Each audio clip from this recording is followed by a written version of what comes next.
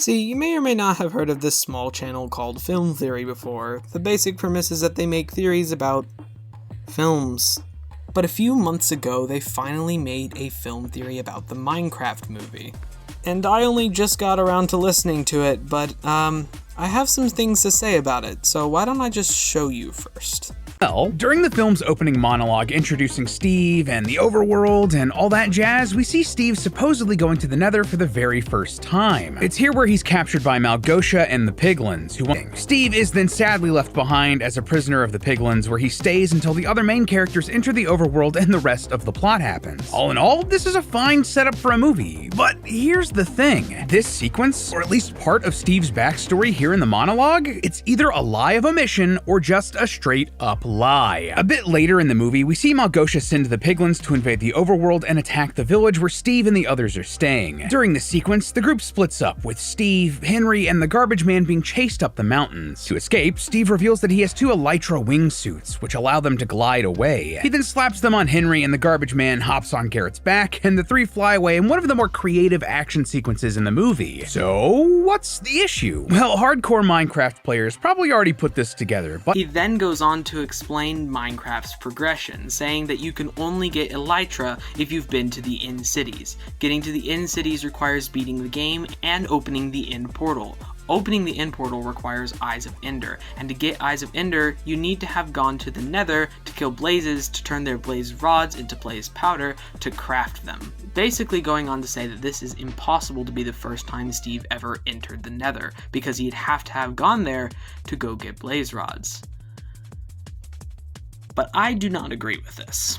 First, we looked at Steve's office setup, and you can see the tech in the scene is somewhere in the late 1980s to early 1990s, but we also consider that Steve lives in a small town, which could realistically be a good few years behind on tech. Then, later on in the movie, we see the Atari Cosmos and Garrett's junk pile, 1978, and since it's likely from Steve's childhood, we can estimate that he was born in between 1976 and 1978. That lines up with his apparent age. He looks about 32 to 36 when he enters Minecraft.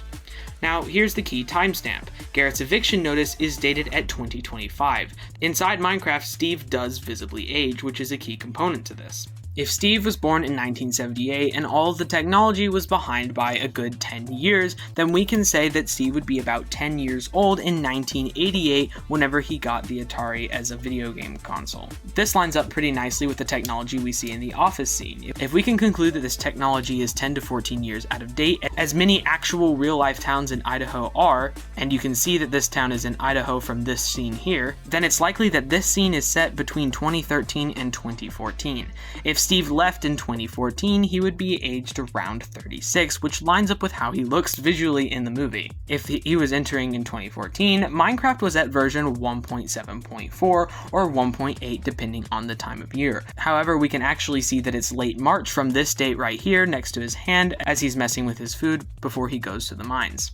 So if he entered Minecraft at update 1.7.4, what does that change about the original theory? It actually changes a lot. 1.7.4 is just a few updates before 1.8, which was later in the year in 2014. But if you go ahead and check the changelogs for actual Minecraft, 1.8 is whenever a small feature that is now discontinued in the game was added that allowed cleric villagers to trade you Eyes of Ender for emeralds. As we can see, Steve has access to lots of villagers in his Minecraft world. If he got enough Eyes of Ender from a cleric before it was updated out of the game, he could have easily found the stronghold with it and beat the entire game without ever going to the nether through the ruin portal he found in update 1.16 near the year 2020. And as always, I have no hate toward Film Theory. They actually make really great videos and you should definitely go over there and check them out and subscribe if you want. They just don't happen to know all of the very obscure pieces of Minecraft lore and update facts that I do happen to know. So I just wanted to fix this one thing. There is also a few things about their other theory of the players being in creative mode, like the mobs being aggroed on them, and Steve actually does say that he's hungry right before the lava chicken scene that don't quite line up, but not enough stuff for me to actually reference that in depth in this video. Anyway, if you enjoyed, please subscribe. We talk about the Life series and other Minecraft content all the time over here, so if you kind of like stuff in this similar style but for other series, make sure you subscribe, and I will see you guys next time.